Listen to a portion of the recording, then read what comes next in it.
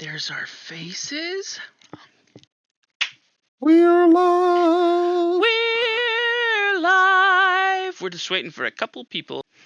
Okay, well, people are going to peter in, but let me just be the first to say welcome to Eminence TV Live, our weekly rundown of tournament CEDH and what's going on in the CEDH community. I'm Scoots. We're back. It's so good. Reunited, and it feels so good. And I'm joined by Jamaican Dude from Playing with Power. Our fearless director, Mike, might pop in later, but tonight I am on the ones and twos. We'd like to thank our sponsors, Moxfield and the Epic Storm, without whom this wouldn't be so amazing. If you're enjoying Eminence content and would like to see more, please consider subscribing here on Twitch. If you have Amazon Prime, you can subscribe to one channel a month for free, and we'd love it if you'd consider using that on us. I will remind you, for donations of 1,000 bits or more, Ashani will show a little nipple. This week, we're going to talk about Kaos 4. We're going to talk about how we debriefed after Punt City. We're going to have a little rundown of the CEDH subreddit, and we're going to be joined by a special, wonderful guest who top 16'd the Kaos tournament. His name is Z-Rob. You might know him from such things as Prince of Pirate. Yeah, the Prince of Pirates, the fearless, pretty much every man of Eminence content, and so glad to have him here. It's my Discord camera. My Discord camera is frozen. 1 second while I fix the problems plaguing me with OBS. There we go. The adult I wish to one day become like Z-Rob. Z-Rob, one day, yes, I wish that one day I could be as cool as Zane, but it is unlikely. We have some rundowns for you. We have Silicon Dynasty coming up, San Jose, January 13th through 15th. It's going to be amazing. It is our second tournament. And then Punt City 2 to look forward to, March 24th through 26th in Phoenixville, Pennsylvania, which is, as you may well know, where the original Punt City took place. We're going to have more news for you soon about events in the second half of that year and beyond. So keep tuning in to the show, and we'd love to tell you more. Ashani, we had some wild things happen this week in EDH. I have a question. MTG the Epic Storm in the chat, sponsor of the Epic Storm, says, does Ashani do signing appearances? I'd like him to sign my Pattern of Rebirths. Lovely, lovely. Only for one special person. Who's that special only person? For one. Who is it? I think that might be Brian. Okay. You know. All right. Perfect. Perfection. But yes, I will. I do sign-ins. I do sign-ins at events. If you wish to have Scoots sign a Razaketh, he would do so happily. I would, and have a couple times in the past, but also I think my signature is worth about as much as the Razaketh it is printed on. So that's not important though. What's important is the signature, Scott. For sure. That's what's important. For sure. Okay, well, let's get into some news and announcements. We had a very exciting thing happen in the world of EDH this week, and by this week I mean today. Today, yeah. The Commander Rules Committee was expanded to include Jim from the Spike Feeders and Olivia Gilbert-Hicks. I'm so happy for Jim. Yes. Jim is a great content creator, great guy, great for the community, and I'm glad his hard work was recognized. I'm happy for that. Notably, these two were on the Commander Advisory Group before, but they received, I guess, promotions to the Rules Committee, which is very cool. They now have decision power, voting power, and I think that's very cool. I think Jim has a good grasp on the future of the format, and will be like a very good shepherd of both CEDH interests and EDH interests going forward. So love Jim. Super happy to see that happened. Olivia, I don't know much about. I haven't really interacted with much, but I'm sure she's wonderful if she's on the rules committee. I know that Jim interacts with her, so she's got to be at least okay. So congratulations to the both of them, and congratulations to us for getting some expanded vision on the RC.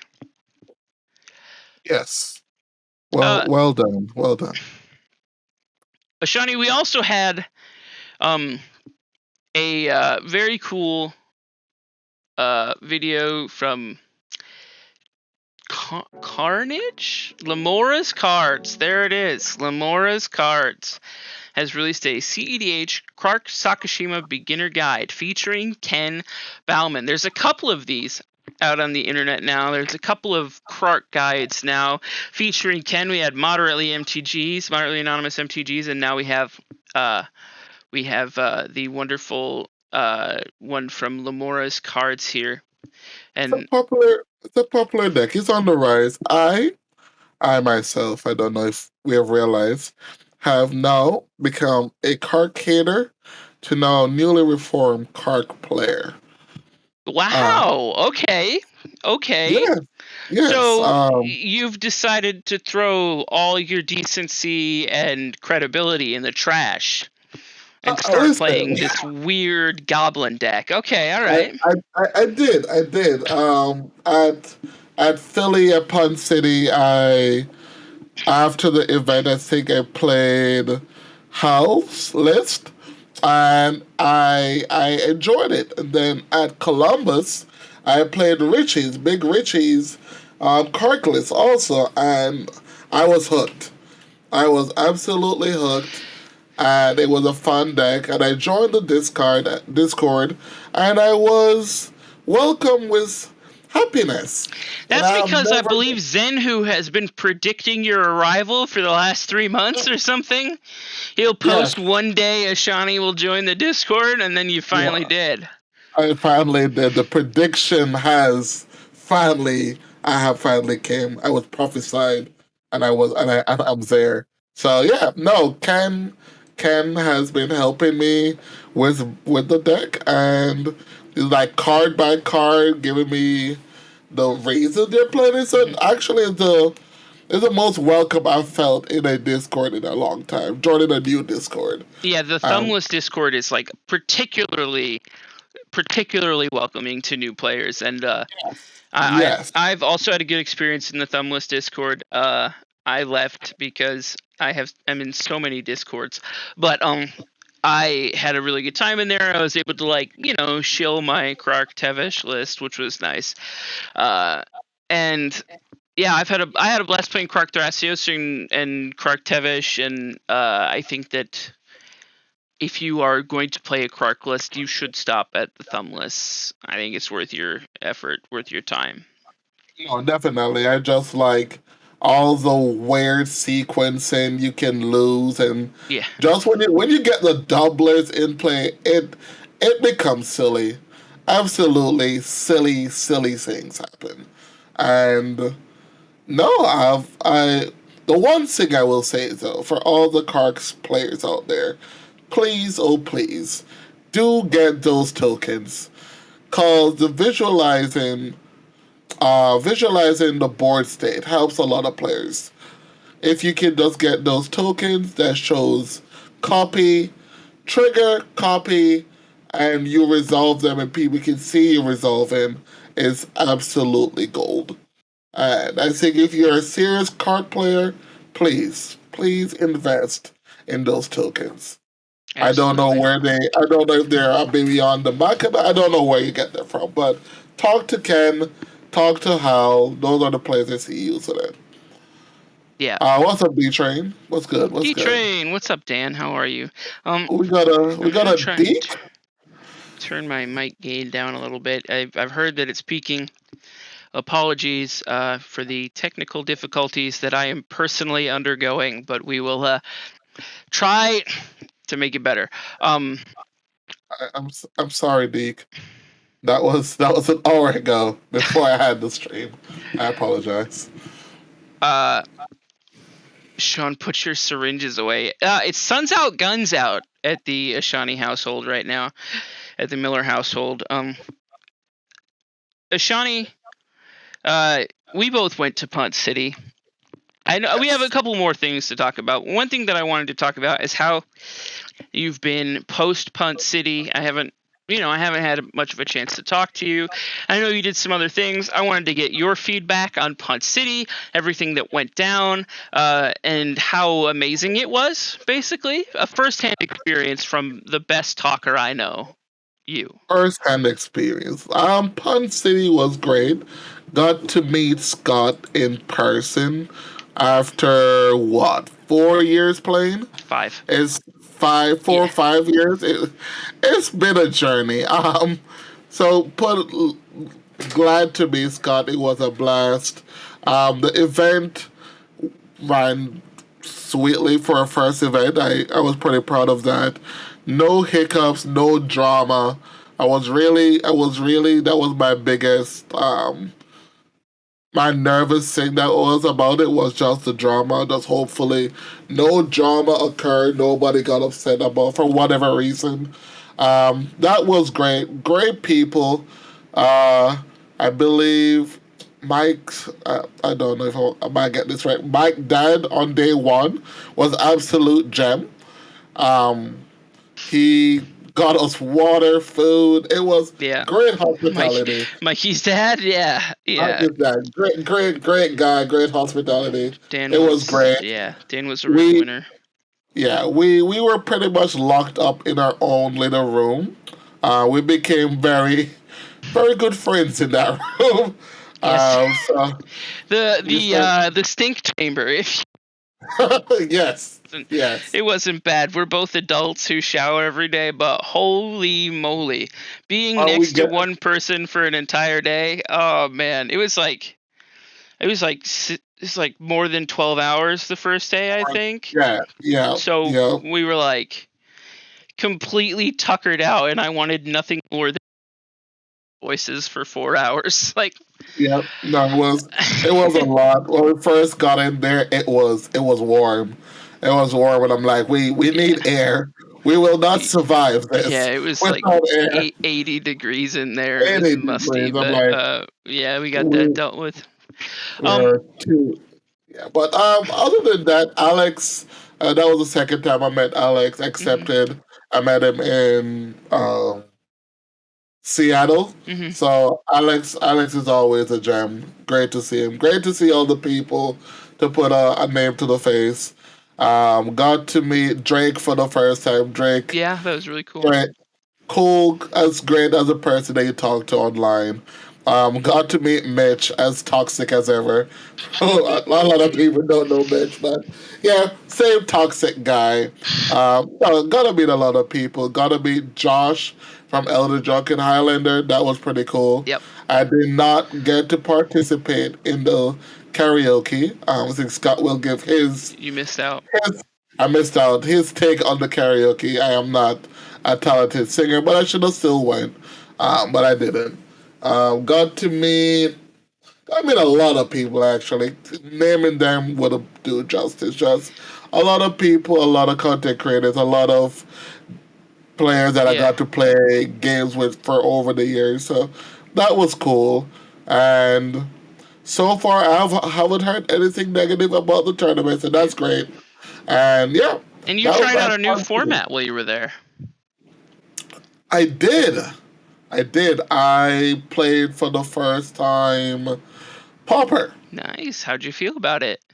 I was helping Taka, our resident Hawaiian, test for the tournament, the side event that they were having on day 2. And I played Scott, Teamer Ponza, pretty much. Yeah. Teamer Ponza deck, and it was a blast. I saw it. I slept on Pauper. I saw Pauper was a boring format, but no, I got to cascade dinosaurs into big pirates, and I get to destroy lands. destroy other people's lands while ramping. That seems bonkers. But yeah, no, it was fun. I honestly believe I will be investing in a Pauper deck. So for Excellent. whoever for whoever plays Pauper, no, definitely great format. But no, that was great. Chat, we've had a third person join us, and so I am going to take a moment to iron out the technical things, and we'll be right back. Hello, everybody. We're back, and we look. Wow, this is so much better than it was. We're joined by Zane Z Rob from the team here, and also top 16 semifinalist of actually a finalist of the recent Chaos Tournament 4. We're going to ask him some questions about Chaos 4 in a little bit here. We were just getting in through our debriefs on Punt City, our Ashani and I's personal debriefs. I think you talked about it a little bit since it happened, but Ashani was just telling everyone about how he's a Krark Sakashima player now, which is problematic. I'm just dabbling at the moment, and I'm just going to continue dabbling. Light dabbles here and there, light dabbles. But no, absolutely. It was great. I think it was great. Great event. And yeah, what about how was your experience, Scott? My experience at Punt City was excellent. I had a great time from getting to meet obviously you, who I have not met before, and the rest of the gang, which was incredible to just finally be able to put faces to names. And I got to update my hug depth chart that I was maintaining on the Nexus, but I had a really good time. I got to play some EDH on Friday night with some people, and I got to participate in karaoke, which Sean was too cowardly to do. Yep, that is correct. We had a great time just chilling in the boardroom. Someone tried to do Sinatra, which was cool. I did my karaoke song, I Believe in a Thing Called Love by The Darkness. That's just my karaoke song. It was a lot of fun. It was a good time. I especially enjoyed getting just I cannot tell you enough how good the treatment that Ashani and I got during the event was. Like, we were exceptionally well taken cared for, and I think I've said thank you to Zane and Mikey and Mike on that already in the past, but again, it just there was drinks and food and people helping us, and it went over very well, and it was good to feel special, just like I think every player at the event felt really well taken care of as well. So that's the thing that I took away from the event. Everyone that I've talked to has said that between the pairing software being easily accessible on the web, or like the proximity to services, and the fact that it was like in a hotel, which is comfortable, everybody felt really cared for. That was the vibe that I got, and I'm really glad for that. I'm really happy that seems to be the overall takeaway from the event.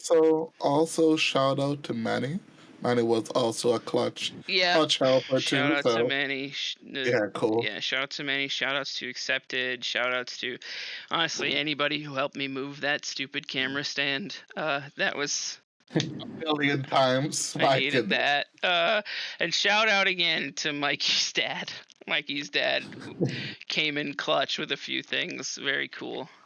Shout out to Manny, says Accepted in the chat. Zane chat says your beard is very nice looking. Oh, thank you. I just figured you should Yeah. know. Yeah, apparently. So before we started talking about Punt City a little bit, we were just running down that Jim and Olivia got added to the RC, which is cool. The rules committee is expanded by 2 people, some younger, fresher energy coming in, which is very cool. And then we were just about to talk about the top 16 deck lists from Chaos 4. But hold on, Scott. Let's get Zane's. Zero, the Prince of Pirates. The Take on Prince of Punt. Pirates. Get his take on Punt City too. Let's get his take. Punt City as My take well, on right? Punt City. Correct, Yeah. correct. Just my experiences. Yeah, it was pretty good. I'm not gonna lie. I feel like I did a lot of the work beforehand. So when it was time for Punt City, I kind of just sat at the table and browsed Reddit, watched YouTube, and generally just milled about. So I mean, that's the sign of a job well done, right? If you got it all done before. yeah, I didn't really feel any pressure. There was a small incident right before round one where I was in a panic because I thought I broke everything, but apparently that was not the case and it was all okay. Excellent. I know where I'm going to improve on. I think a lot of people didn't have any complaints for the most part, but I know where I personally plan to improve on for the next event. Yeah. Still, so get that down perfect and pristine for everyone. But yeah, it was good. I was happy to see everyone. I was happy to just have a lot of free time and just talk to people. Yeah. Yeah, it was good. I did not eat as much food as I should have. That was one thing I did not do. So next time I got to remember to eat.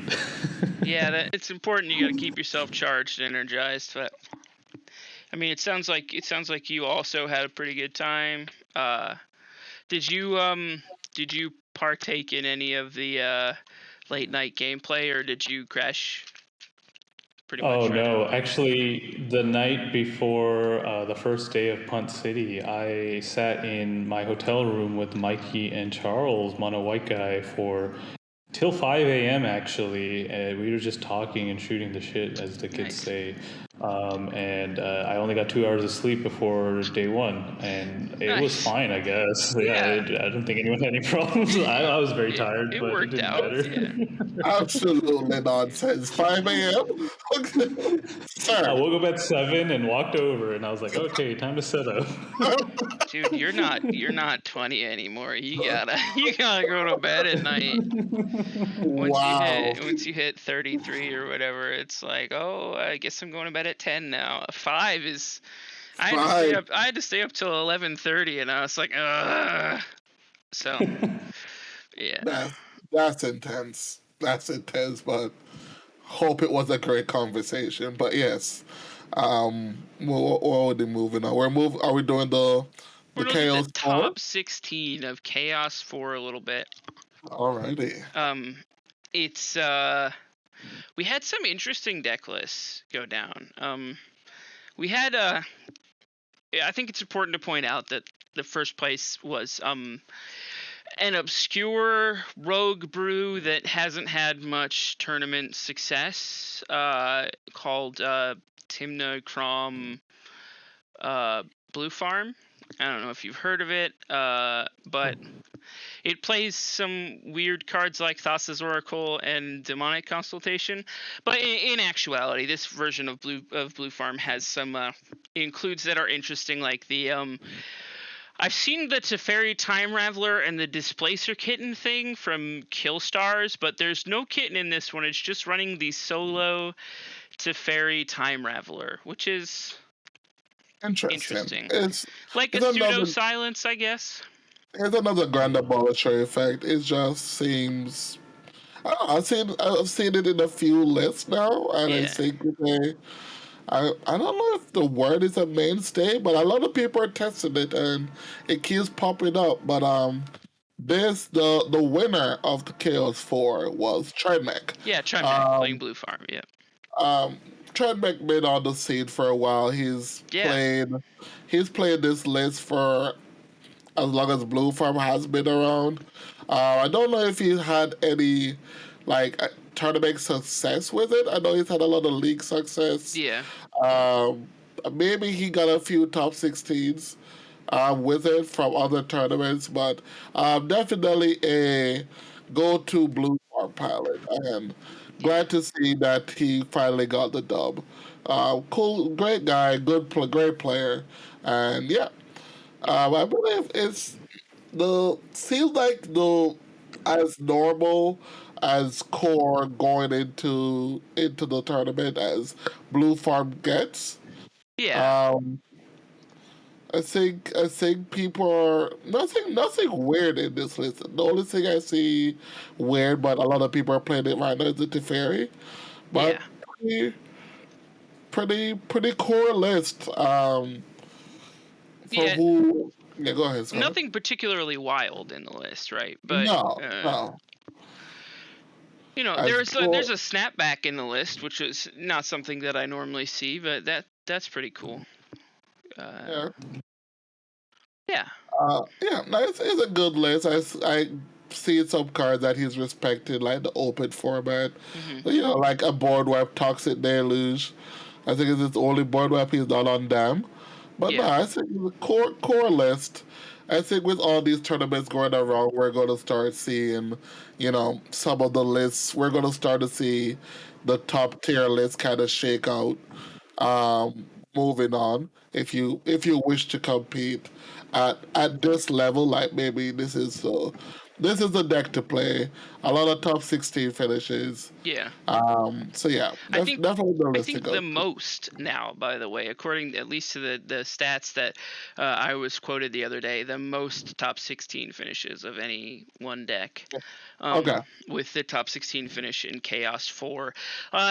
In the next deck we had in second place, really second, third, and fourth, like they were all in the finals pod. It's like a shared second, but we had India. Minsk. We had Minsk Hulk. Opal Wave played that. I believe they went by a different name previously, but have been playing Minsk for quite some time. We see the Vivian. The birthing pod Vivian on the hunt in the list, which is a cool new inclusion. But otherwise, it is your standard Minsk Hulk deck. One of the things that I really like about Minsk is it is a Hulk deck in Naya, which traditionally does not have reanimation effects. We got late to dinner in Modern Horizons 2, but there is it's basically getting it into play with either natural order or pattern of rebirth, which is fun. I like that. It's cool. And I think it is just like a Naya stacks deck, kind of. Not stacks necessarily, but like a permanent based Naya deck that gets to do some crazy things. This deck is really interesting. I think Minsk is another deck with like tournament success and league success that if you are of the non-blue persuasion is definitely worth looking into. In third place, I believe it was Sick Robot on Thrasios Timna. Is this double check? Is this Sacred Guide? It is Yeah. Sacred. Yeah, it was Sacred Sacred Hermit. Guide. Yeah. I think he Okay. called it Sacred Deluxe this Sacred. time around. Okay, all right. I don't know if it's different, but that's what I remember reading. The Hermit His Druid name. has been removed, so that I think that's what's basically different. There's no Hermit Druid anymore. It's on like Fiend Artisan and Oh, we're just playing true mid range. it is Table literally Classic Sultai good stuff with a Sacred Guide. Like with a Sacred Guide. Got it. all the hits, Collector Roof, Void Walker, Fiend Artisan, like all those good Sultai cards. Yeah. Deadly Relic, which I've seen a lot more of lately.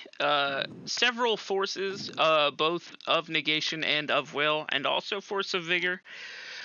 Mindbreak Trap, which is a card I'm seeing more and more against the Storm metas. Yeah. And interesting deck.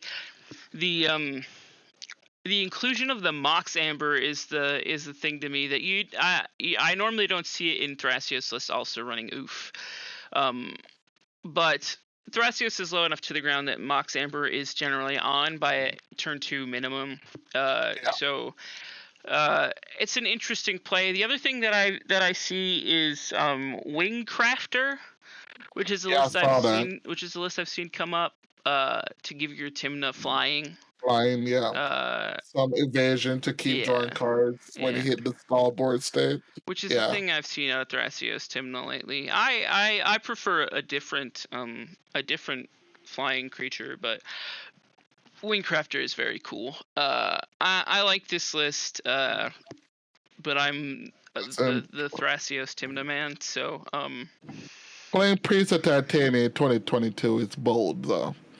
You know what? I don't see many elves, and in fact, from my own Thrasios and Tymna list, I've cut pretty much all of the Llanowar elves copies. I don't play Llanowar, Fyndhorn, or Elvish Mystic. The only mana-producing elf in my list anymore is Elves of Deep Shadow. Ooh, everything else is Deathrite Shaman, yeah. So DRS, Elves of Deep Shadow, and then everything else is human. Avacyn's Pilgrim, Noble Hierarch, they're all humans. Fair enough.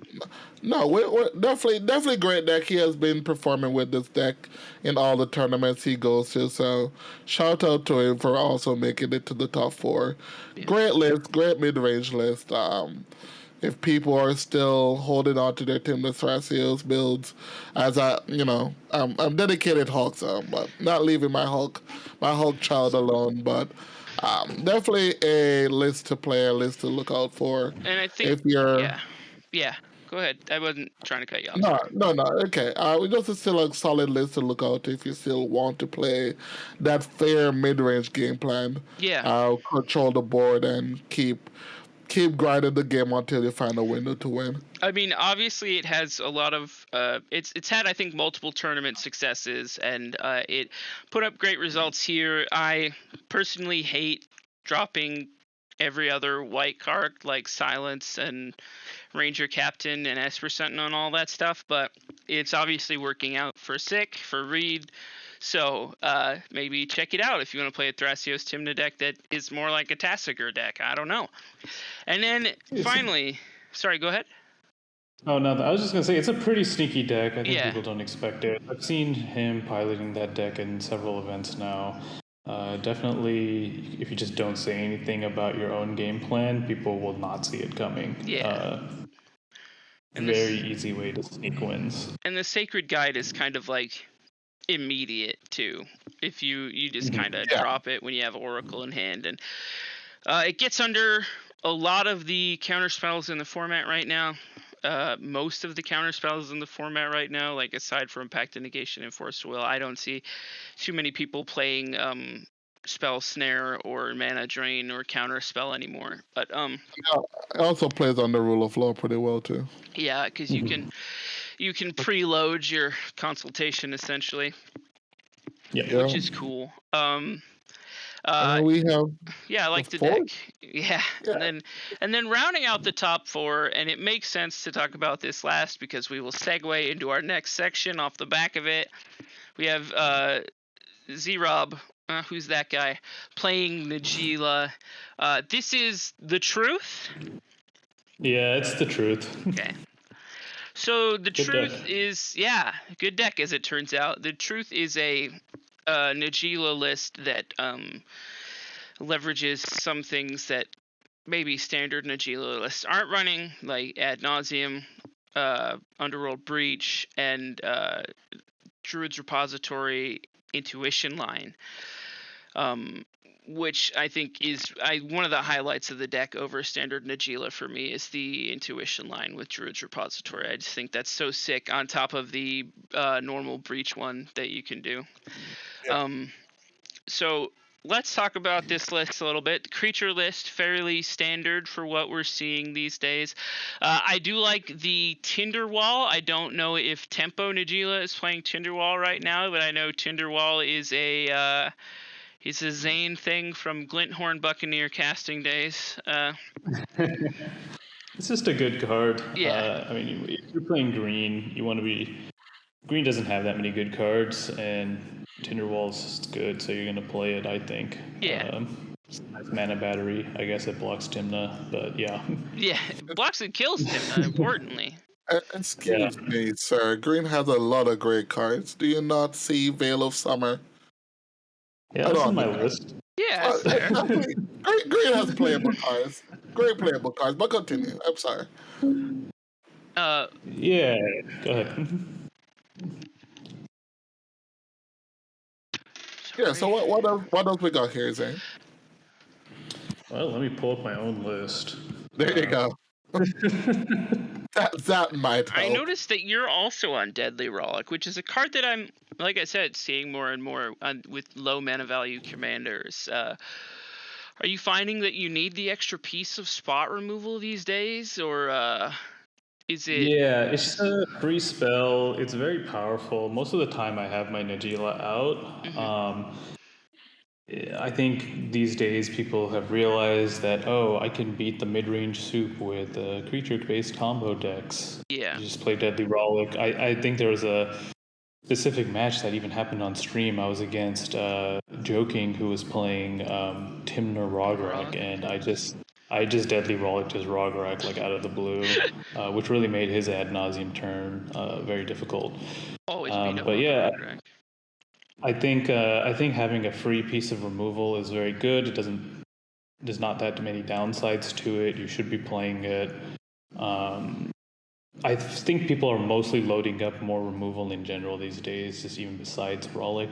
Yeah. You're seeing Fire Covenant come back into people's lists. I think some people were off Swords for a long time in certain lists. That's back. Basically, nature is healing. We're reverting back to the norm where people didn't have any removal. Now they have some. And Deadly Relic is it's pretty good. Free cards are good. Luckily, we're not in the 3 board wipe meta any longer. That was pretty miserable for me on Razakats. Everyone started slotting Dam into their lists. Oh my god, leave me alone. But spot removal, I think, is as good as it's ever been. There's so many problem creatures to deal with now. And cards like Relic let you get out from underneath threats that you sometimes wouldn't be able to answer, like your collector oofs and that kind of thing. I like the artifact package. That's another thing that intrigues me. Standard Najeela tends to be on. I've seen lots of oofs and the normal 5 to 6 rock package, but you're supporting the ad nauseum plan a little bit more with talismans and a mana vault and your 2 mana like signets, Felwar Stone, Arcane Signet, those types of rocks. Have you found that the ad nauseum plan is something that you're regularly pivoting to, or is it a value nos like typical Najeela?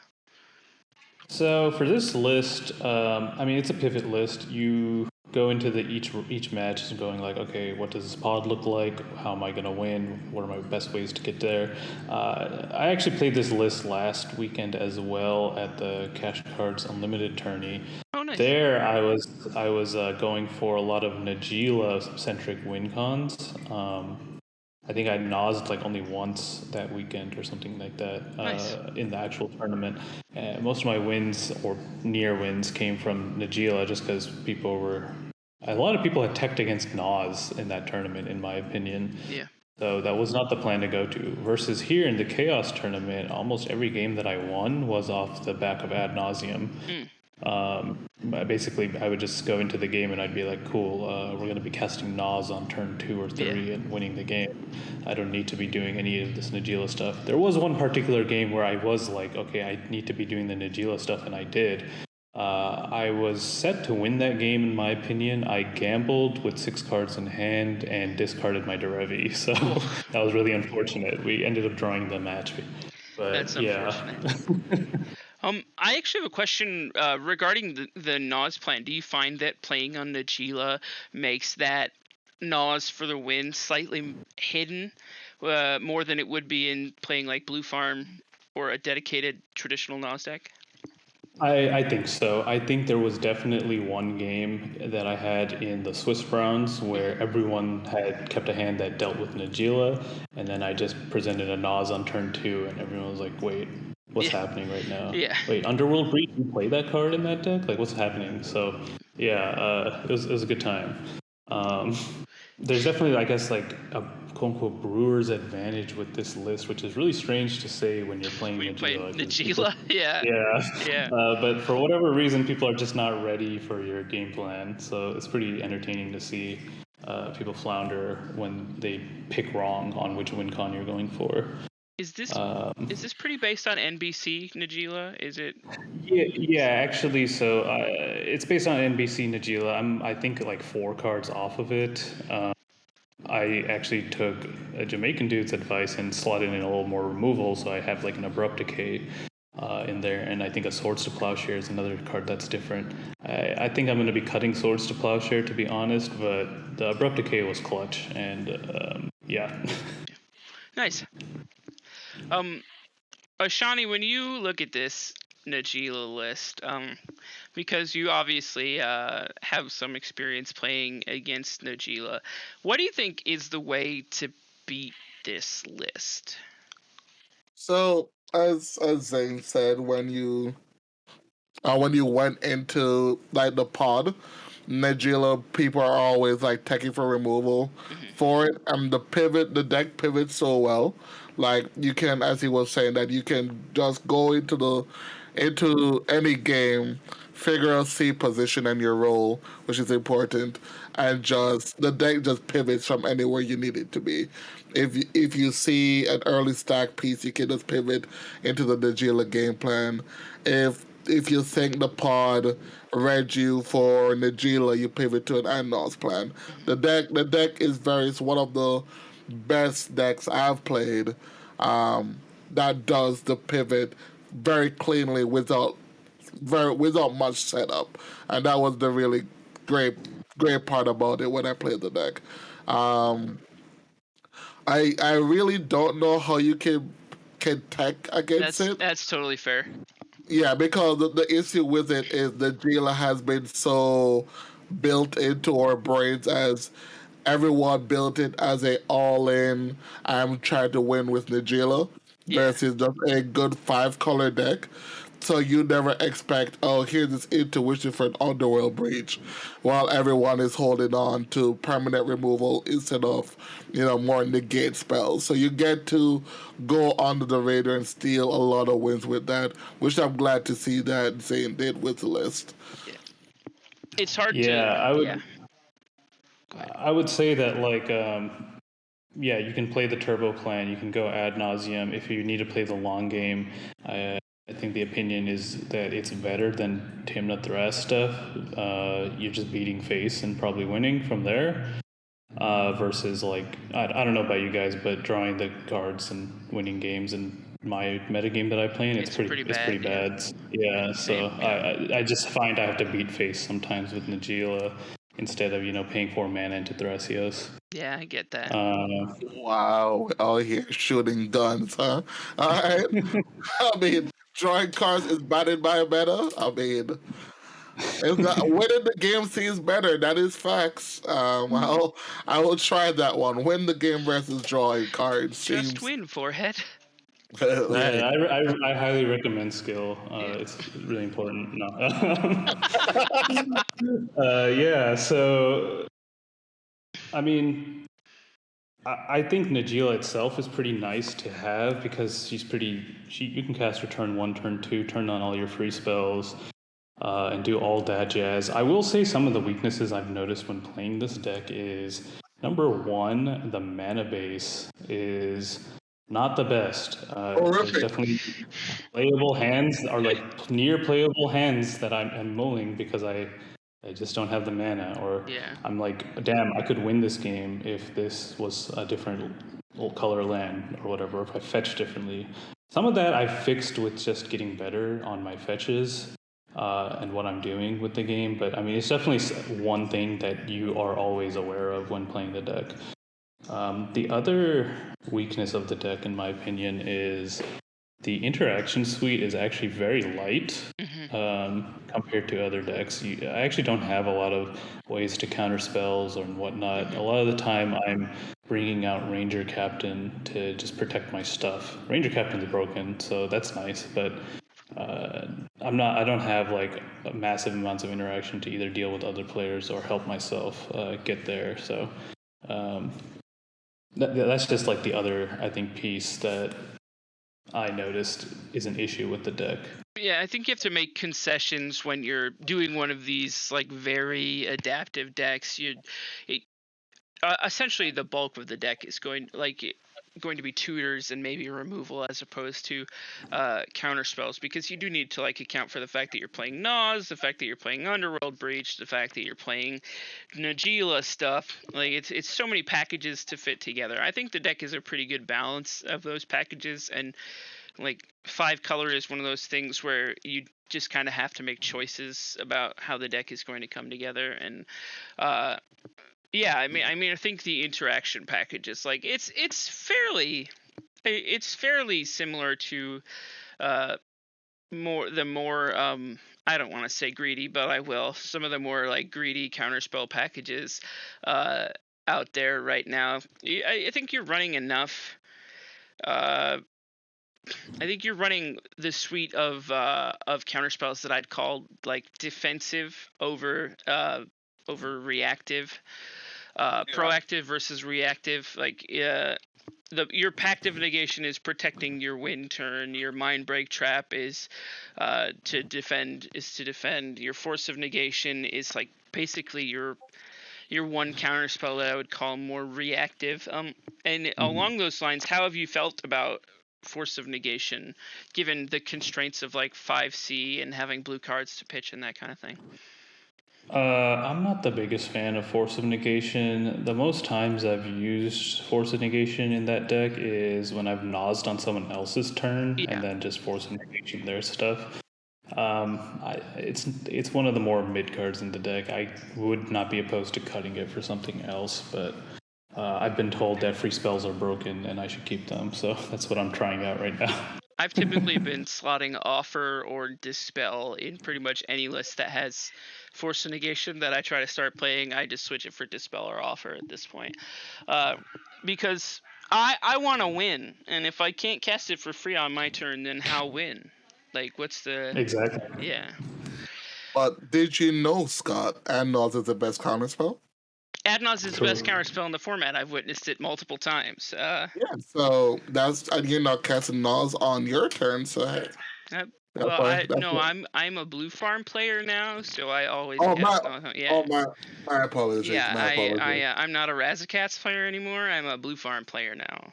So glad you're playing a good deck, sir. Finally, glad to see it. Glad to see it. Yeah, same to you, bud. With Kark Sakashima. Okay. We crack back. We have fun here. We're going to take a short break and then come back for an interview with Zane about games during Chaos and his overall impression of Chaos.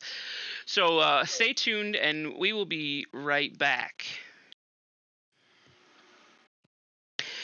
Welcome back to Eminence TV Live. We're back with the whole gang here. While we were gone, we had an active chat. Love that. Thank you for the gift sub to accepted. M. Banny 625. I wonder who that could be. The gang's all here. Z-Rob, also thank you for the subscription with Prime Gaming.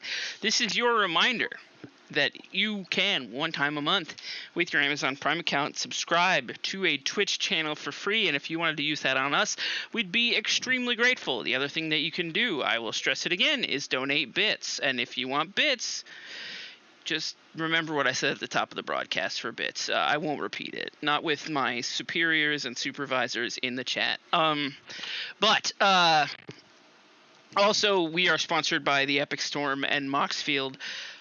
They make this show amazing. And speaking of this amazing show, we now have, instead of talking about a deck, we're going to talk about a tournament with everyone's favorite top 4 finalist, Z-Rob. No offense, Opal Wave. I know you're in the chat, but everybody's everyone's favorite, okay? It happens.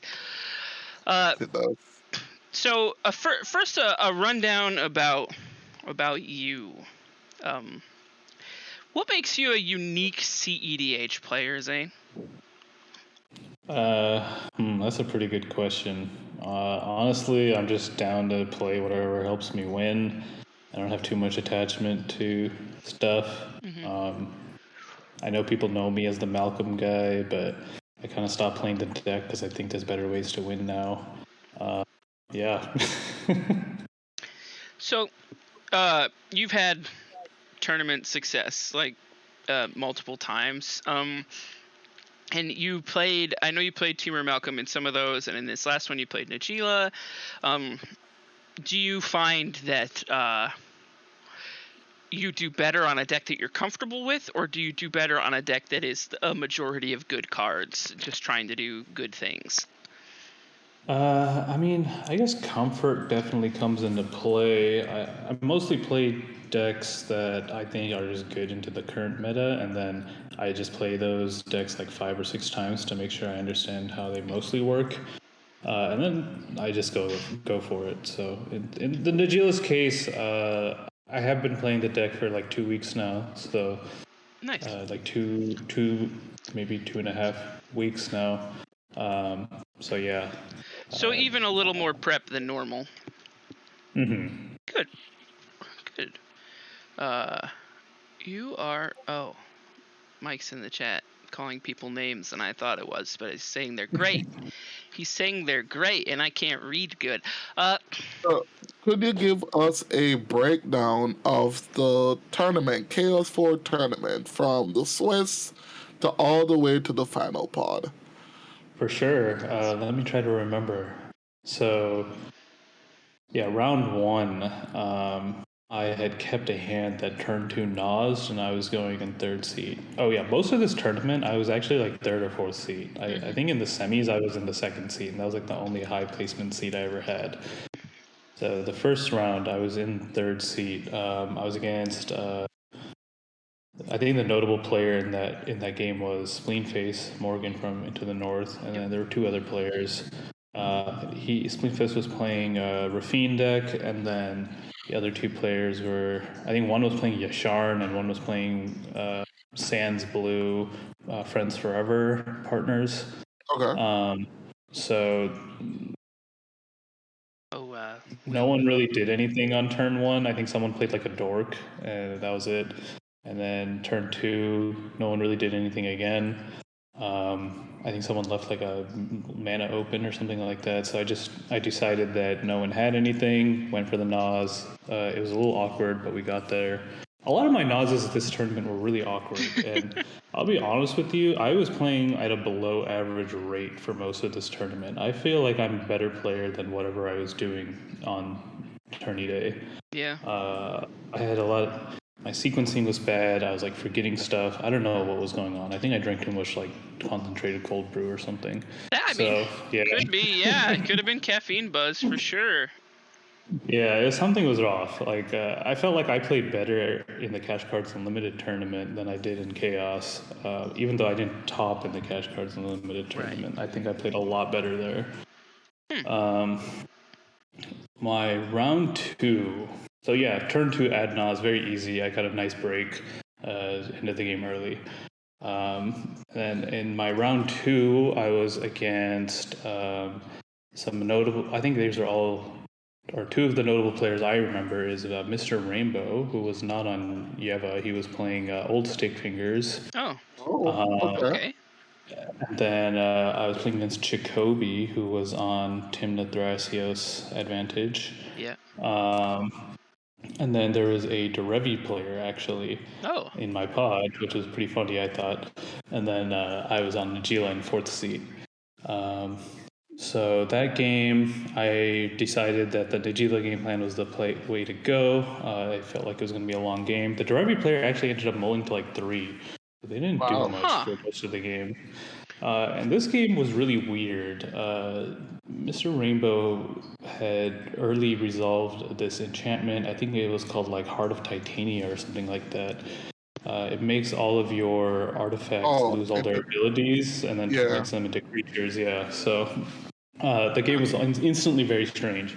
I immediately knew I could not go for any like breach combos or anything like that unless I could get rid of that enchantment, but I didn't really have a good way to do that.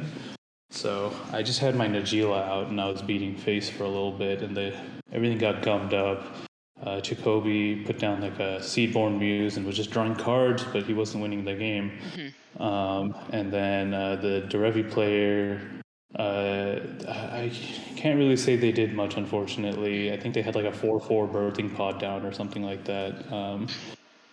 I recall that Mr. Rainbow eventually went for it with the hard casting and necrotic ooze, but my hand was at that point 4 free counter spells, and a gamble or something like that.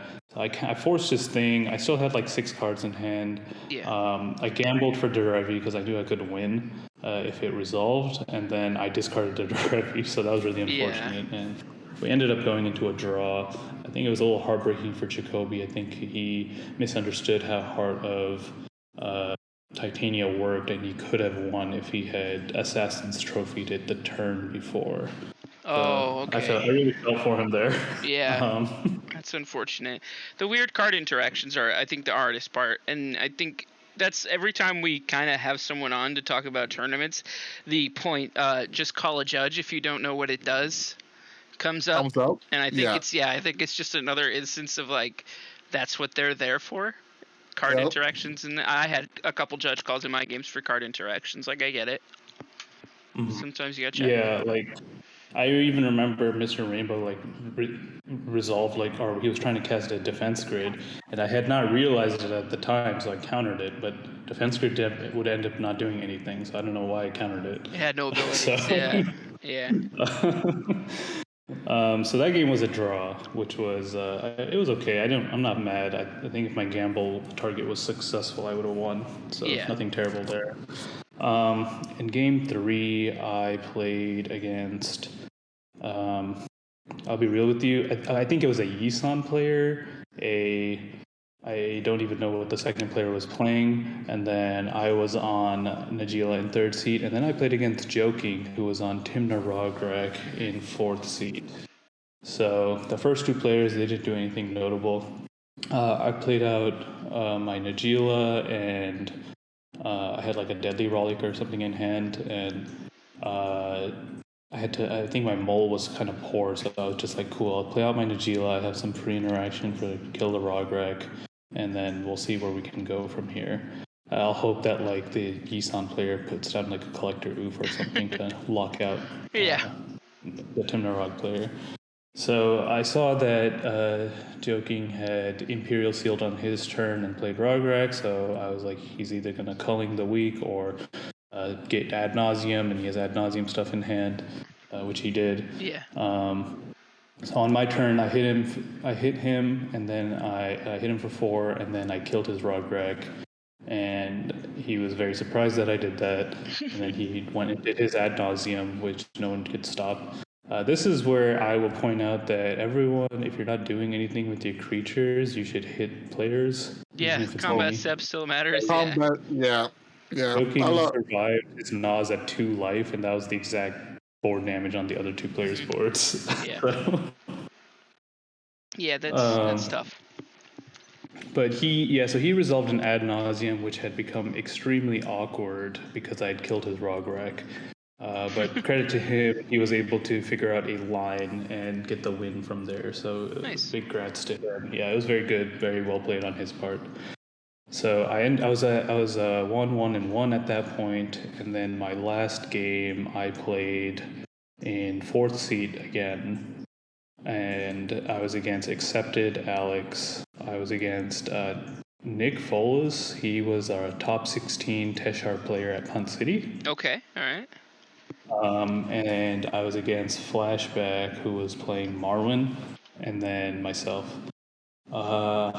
This game, it seemed like Accepted had a lot of value pieces out. He had like a Ranger Captain, but the Teshar player was looping a Skyclave Apparition with no cards in hand and just like killing everyone's stuff.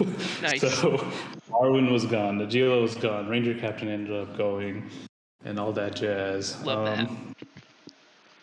Eventually, I was able to, once the Ranger Captain went away, I was able to Worldly Tutor for a Dockside, and then just Dockside into Ad Nauseam. And then yeah, I was able to get the win from there, no problem. So that was nice.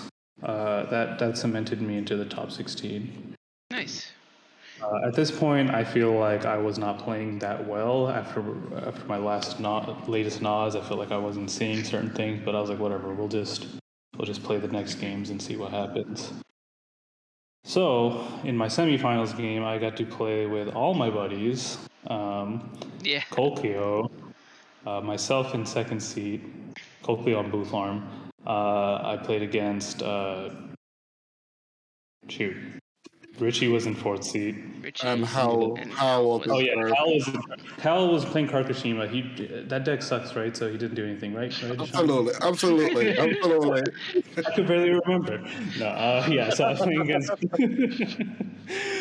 was playing against Kolkio, myself, Hal on Karkashima, and then Big Richie on Malcolm Vile.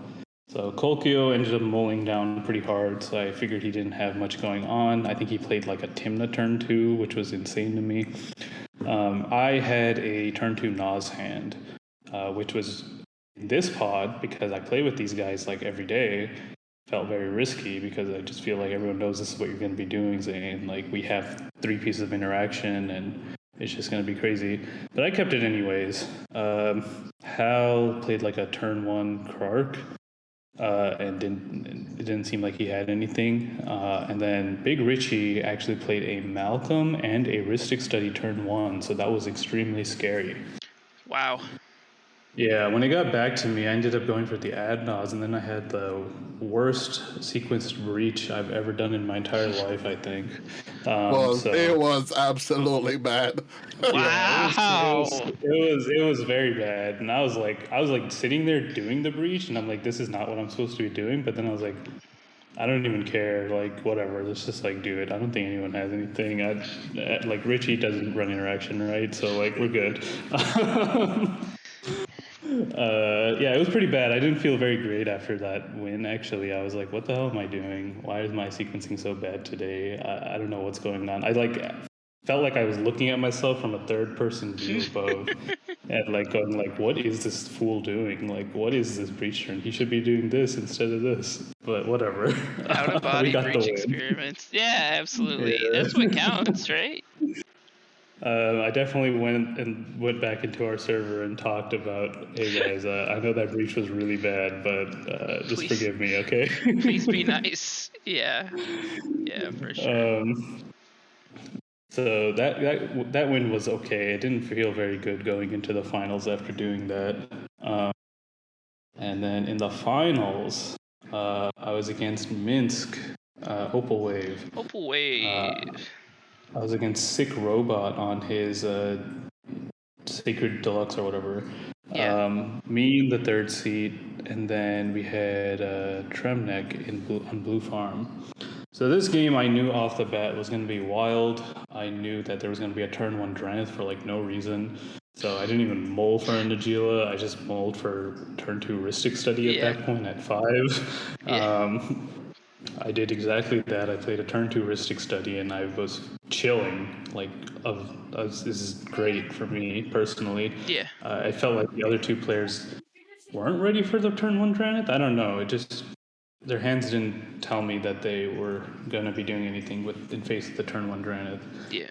The Minsk player eventually went for the win with the Vivian, but they could not pay for my Ristic Study, so on the trigger I Mystical Tutor for Mindbreak Trap, which I didn't want to do. I wanted to do Mystical Tutoring for Adnos. Yeah. And so I had to stop them, and then that kind of sucked, because then I felt like I wasn't doing much.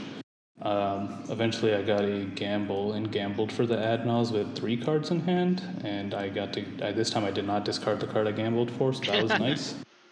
And then I just sat there for a while, waiting for my opportunity, because I knew that Tremnek was also looking to Adnos, and they were really pressuring him. And this is where I really felt the advantage of this Najeela list was, I think Sick Robot knew, but the other 2 players didn't seem like they really respected my ad nauseum. So I wasn't getting hit.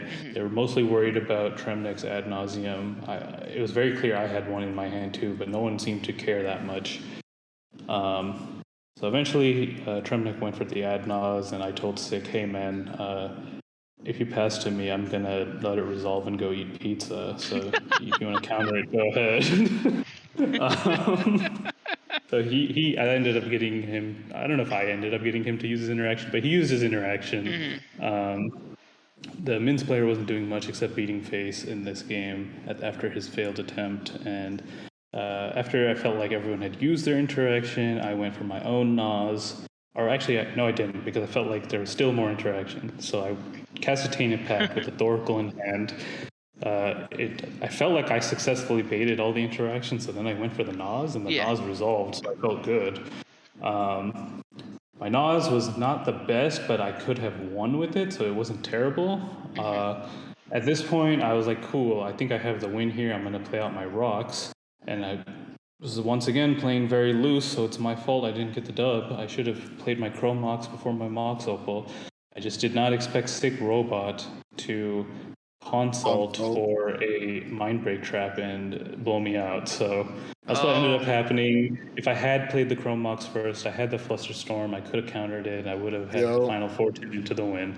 It was very, very unfortunate. Bad play on my part, and it showed with me not winning. And then I passed to Trembeck, who won. So yeah. That's how it tends to go.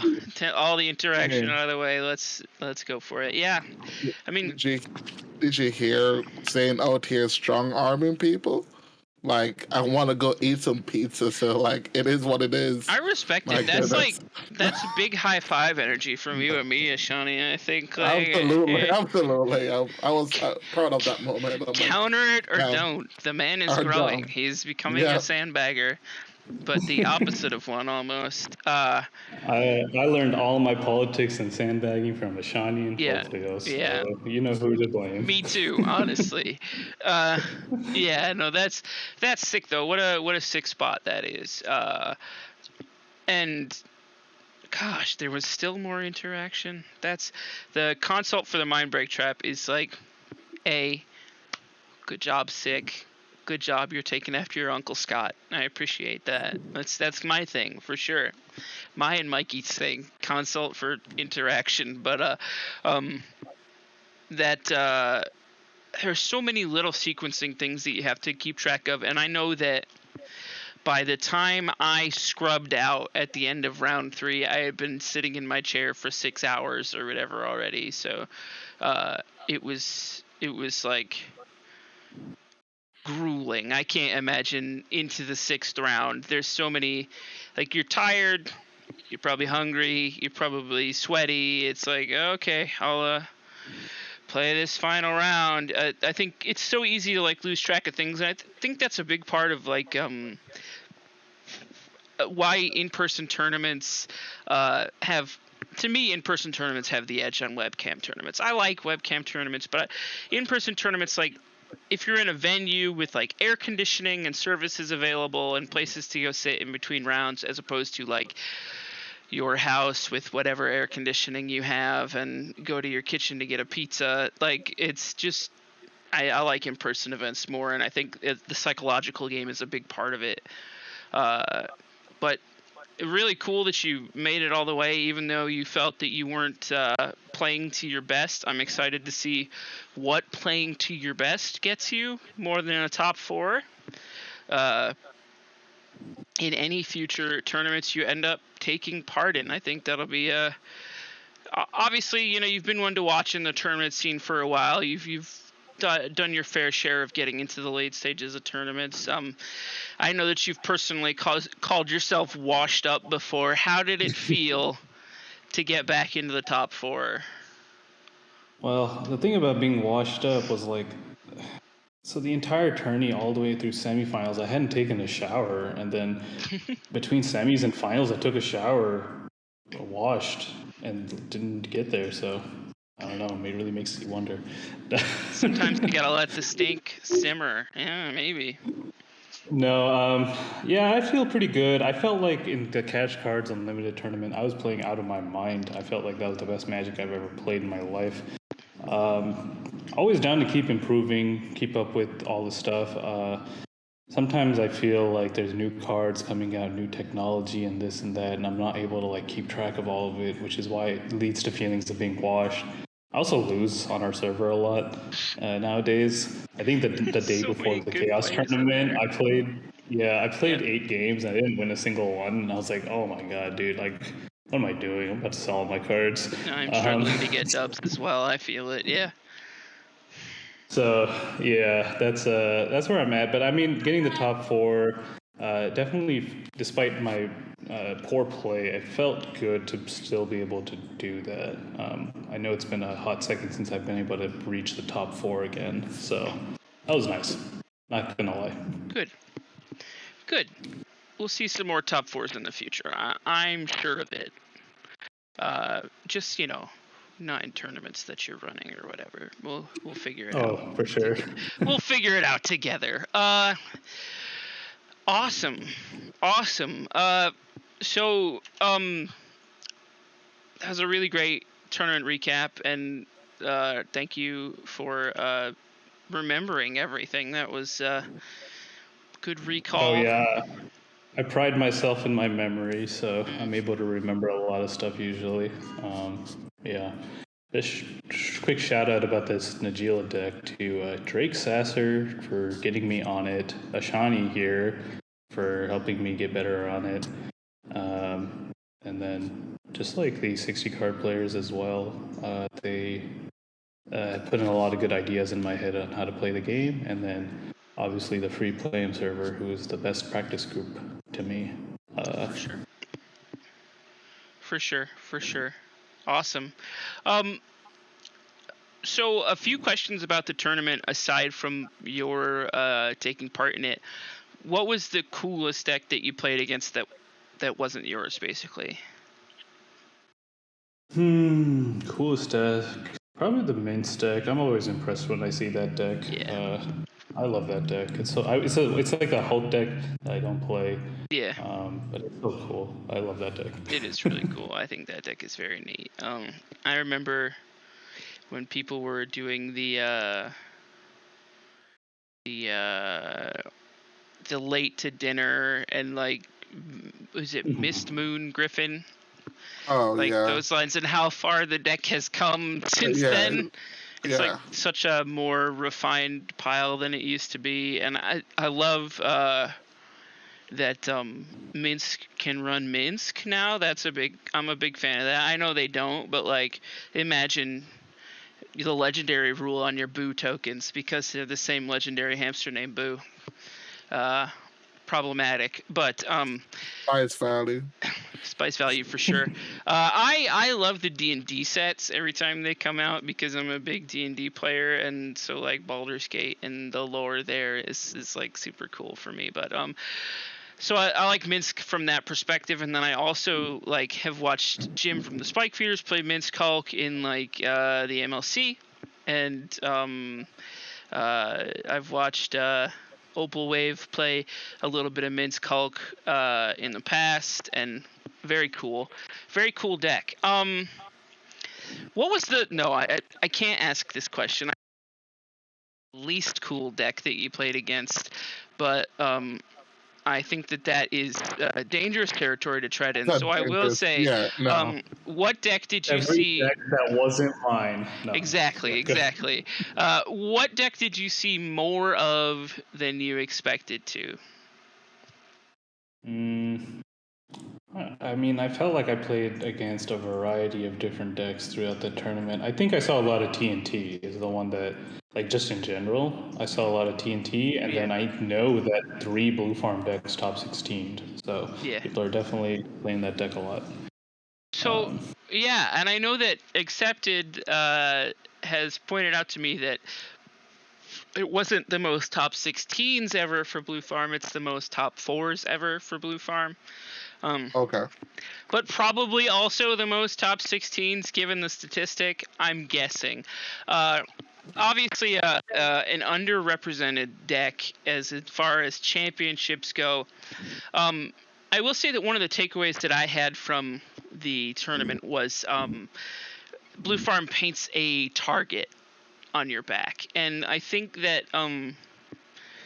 decks like Adnaz and Najeela, I think, will become more and more prevalent as that Timnachrom target just gets more and more into place. Like Tremnek has now finally Blue Farm puts up tournament results, wins a tournament. I think that the Blue Farm hatred and zoning in on will kind of get worse now. So I think that if you're playing a 3-color or 5-color Adnaz list, the future is yours, and I think you should continue to do it. And if you want to play 5C Najeela, you can go to let me get you this deck list right here and post it in the chat. This is the deck list that Zane played to top 4 Chaos Tournament 4. If you want to play 5C Najeela, that is a very good one. It is like Zane said, based on NBC Najeela by Drake. It's a very cool deck, and you should probably play it. Another question I have about the tournament for you is do you have a game day routine essentially? Do you have a set of things that you do on game day? Oh yeah, I couldn't describe it in actually four steps. Okay. Yeah. So honestly, I can describe all 4 steps very quickly. Just pee pee poo poo. Sweet, Very let's simple. go. Pee pee poo poo. All right. No, I don't know. I wake up a little earlier before the players' meeting. I have some cold brew. Then I shard out my innards. Then I have a little more cold brew. And then I sit down, have a little conversation with the boys, get hyped up because I'm usually very dead. Then the cold brew kicks in, and I'm ready for round 1, and we go from there. I don't recommend continuing to drink the cold brew, which is what I ended up doing because I didn't have food in the house, and then I wanted to suppress my hunger, so I just did that, and that was not the play, and I think it really affected my play. Yeah, that's fair. That's totally fair. The tournament started at 7 for you, right? 7 a.m.? Yeah, 7 a.m. Are you a morning person normally, or was that... I am actually not a morning person, but lately I've been waking up very early for no reason. I've been only getting like 4 to 6 hours of sleep a night these days, so waking up at 7 was not actually an issue this time around. Good. Normally it is, but yeah. Did you do anything to celebrate after? I ate pizza with my wife. I think we were going to do that anyways, but that's okay. And then I canceled our movie plans. So that was great. Nice. Yeah, you get to stay in and go to sleep, which is, I think, a good plan. So, Shawnee, do you have any other questions about the tournament that you would want to ask? Or? About the tournament? Because if not, we're going to lightning round. No, we can go to lightning round. I think Zane broke down the Chaos 4 tournament pretty well, and excellent. Yeah. So play good cards and not card draw. There you go. Play good cards and win. That is honestly, it's weird because everyone that we've interviewed on this particular show, podcast, I don't know what it is, but everyone that we've interviewed on this show has pretty much come down to the same advice for tournaments. Just win, wake up, drink coffee. Yeah. And I recommend skill. Yeah, I recommend skill. Yeah, skill is generally a good trait. So I'll ask you some questions that are non-Magic the Gathering related, because I think it's great to highlight the people who win the tournaments versus like the deck and the player who wins the tournaments or who plays highly in the tournaments. First of all, name a non-Magic thing that you've been obsessing over lately. Getting back into DJing. I used to put on a lot of sets here on Twitch and on YouTube. I stopped doing that for a few months now, actually. So I'm ready to put a new one out this week, actually. So I'm very excited about that. Nice. Can we look forward to a live DJ set on the Eminence Twitch anytime in the near future? I don't know about the Eminence Twitch. I got to get permission for that one, but you can go to mine. Okay, all right. M. Bonnie, Mike in the chat says that he wants links, and I agree. Is it just Oh, for sure. twitch.tv/Zrob, or is there... Zero. Yeah, I used to stream on Twitch. I actually moved to YouTube because saving the VODs were easier. So Okay. I actually privated all my old DJ sets. But you'll see the new ones there on youtube.com/Zrob0 Okay. is where you'll find them. Yeah. That's cool. Very cool. Yeah. I didn't even know you did that because I do a lot of MCing and I have like a club MC this weekend too. So that's pretty cool. Oh, yeah. That's... Oh, Sean, you're an MC? Shocking, right? Gosh, it's like you're good at talking or something. I used to do some musical stuff on my Twitch after I stopped playing Magic the Gathering for a little bit. So I think Twitch is a very cool venue for those kinds of things. I know that you curate a long playlist of music. Do you want to talk about that at all? Yeah. I have multiple different video game music playlists in zvgp.net. The easy way to remember it is Zrob's video game. That works. Video game music playlist. Yeah. Something like that. You got it. I have not updated the site in a hot second, but I've actually gotten around to fixing my code, and I'll be putting up some new songs very soon. Awesome. There, so check it out. So DJ, music connoisseur, whole package, tournament winner. Do you play games that aren't Magic, like be they board games, computer games, anything like that? Oh yes, because I'm on my laptop, I can actually take you guys here. Oh my gosh, we're going on a journey. Yeah. You can see my board game collection here. This is an actual... Is that Gloomhaven on the top too? Yeah, it is. I was actually going to put it away because I've beaten the game and it's just there for display. Yeah. But I have more games in the closet. These are the ones that I put up on the shelf. Very cool. So I love board games. I love video games. I've been playing a lot of Monster Hunter Rise recently. And then there's this new game. It's called Across the Obelisk. It's like Slay the Spire, but it's co-op and you have like a party of players. Highly recommend it. Oh, that's really cool. Very good. It'll probably make you better at Magic. I don't know. It's good. Play it. Nice. Shani, have you been playing any video games lately? I finally got back into video games. I haven't found anything good to play since like Gears 4. But been playing a lot of Multiverse. That's what I wanted you to talk about. Yeah, I really like that game, and I think that might be the first fighting game that I want to be competitive at. But it's still garbage. But we're working on it, though. We're working on it. We're gonna have to get Hal to coach us. Yeah, eventually, but he keeps standing me up. So, for all the people who know how, like, please DM him and call him a scrub because he's not training me. Absolutely. Yeah. Coibito, that's the one that looks like Smash, but with Warner Brothers characters. I'm really excited for the eventual inclusion of, like, the eventual inevitable, like, Mad Max versus the Olsen twins. I can't wait for that matchup. That's going to be great. For me, I can't wait for Rick. I just feel like Rick is going to be so busted. Like Rick from Rick and Morty? Yeah. Yeah. That game is really cool. The roster's getting bigger.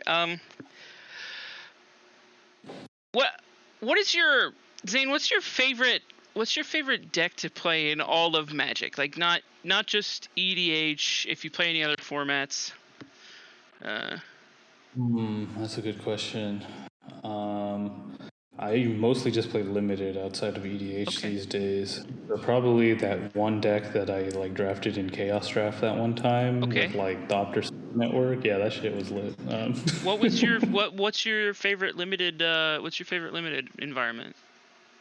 Favorite limited environment. I think I had the most fun in Modern Horizons 1. Okay. That's a cool set. Really enjoyed that one. I really liked the first Dominaria set because I could force red-green Stompy in pretty much every draft and do fine. Yeah, limited is the pretty much other thing that I play than CEDH 2, so limited it's a good time. Do you prefer sealed or draft? Draft all the way. I actually don't really like sealed that much, but yeah. Okay. All right. For me, I'm garbage at both, so That's fair. yeah. Do you have any projects, Zane, going on outside of the Magic the Gathering space right now that are important to you and you'd like to shout out? Yeah, I'd like to shout out Eminence Gaming. That's a good one. That's a good one. Very good one. Yeah, no, just Eminence Gaming. I mean, we're doing some work in the free play server right now to have like a team battle where we have like a draft of all the players and then doing some private tournaments. Planning that has been pretty exciting.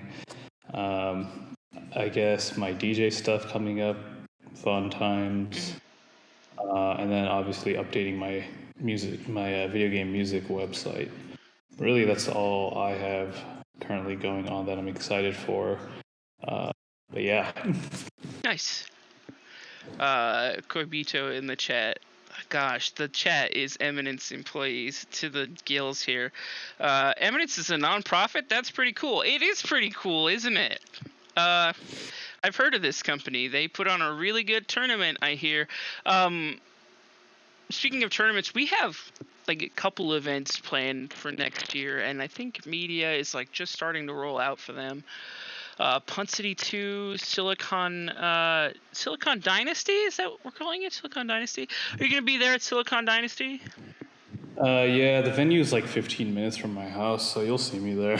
That's fair. That's fair. Nobody That's fair. stalk him.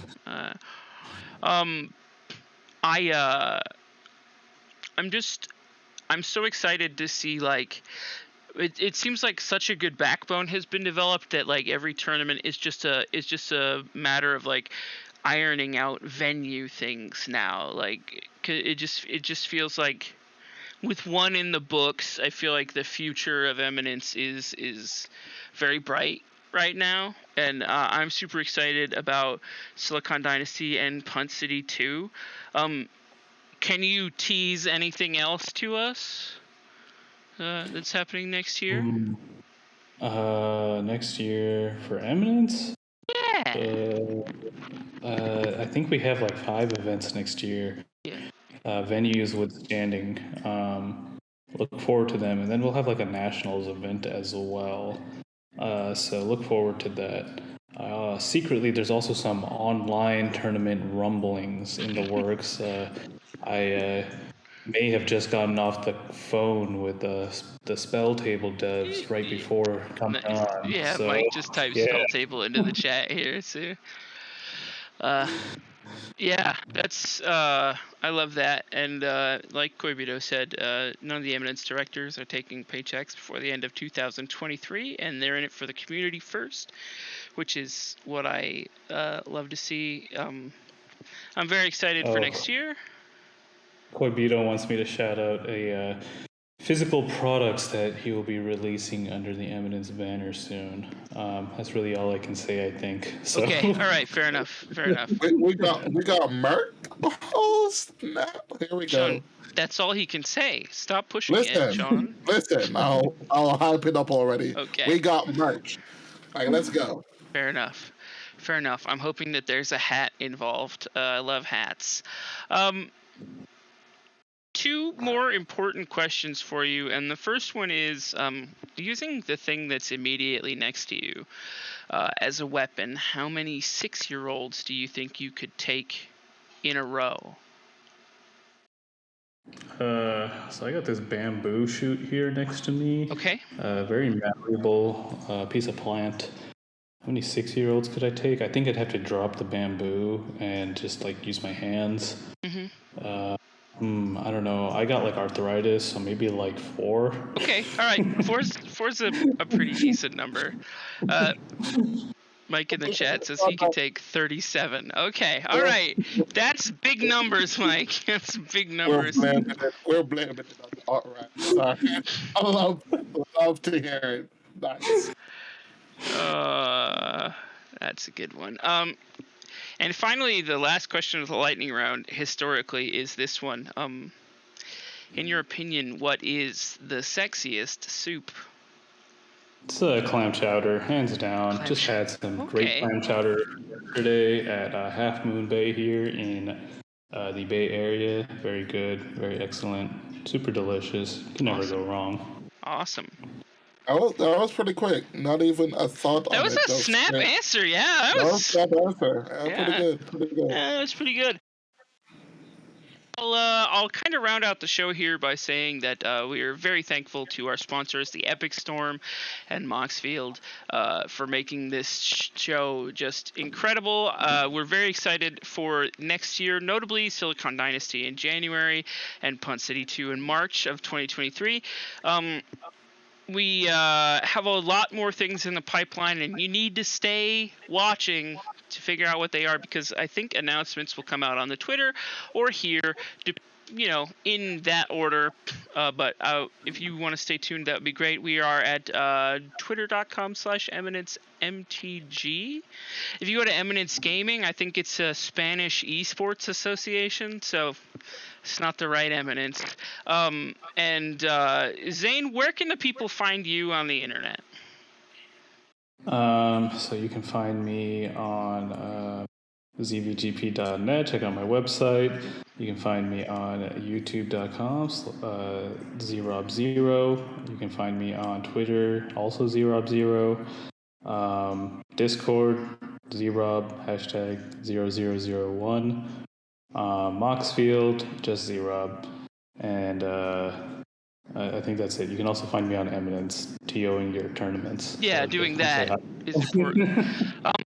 Well, I'm Scoots, twitter.com/itsmescoots. Ashani, you are /ja_Ashani. Yeah. Yeah.